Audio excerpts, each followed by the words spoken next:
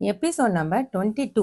Permanent hair extension fix பண்ணுறதால நம்ம original hair fall ஆகுமா இல்லை நம்ம ஒரிஜினல் ஹேர் க்ரோத் ஆகுமா?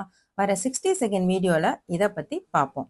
ப்ராப்பர் இன்ஸ்டாலேஷன் அண்ட் கரெக்டான மெயின்டெனன்ஸ் இருந்தால் ஹேர் எக்ஸ்டென்ஷன் ஃபிக்ஸ் பண்ணுறதால நம்ம ஒரிஜினல் ஹேர் ஃபால் ஆகாது.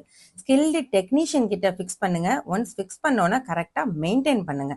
Sulphate free shampoo, conditioner, serum ரெகுலராக யூஸ் பண்ணணும். வீக்லி ட்வைஸ் ஆயில் அப்ளை பண்ணணும். டீடாங்கிள் கோம் ஆர் பேடில் பிரஷ் வச்சு தான் நம்ம ஹேரை கோம் பண்ணணும். நைட்டு தூங்கும் போது பின்னல் போட்டுட்டு தான் தூங்கணும்.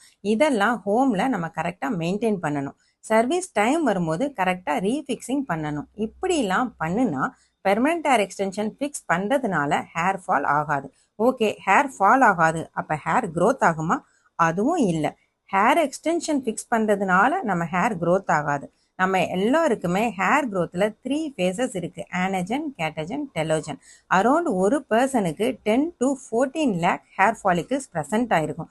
பெர் டே நேச்சுரலாக 0.3 mm ஹேர் க்ரோத் இருக்கும். டிபெண்ட் அப்பான் ஹார்மோனுக்கு ஏற்ற மாதிரி ஒரு மந்த்துக்கு மேக்ஸிமம் 1 to 1.5 சென்டிமீட்டர், அதாவது 1/2 inch ஹேர் க்ரோத் ஆகும். நம்ம நேச்சுரல் ஹேர் க்ரோத் ஆகும்போது வச்சிருக்கிற எக்ஸ்டென்ஷன் 3 to 4 months 2 inch கீழே இறங்கி வரும்.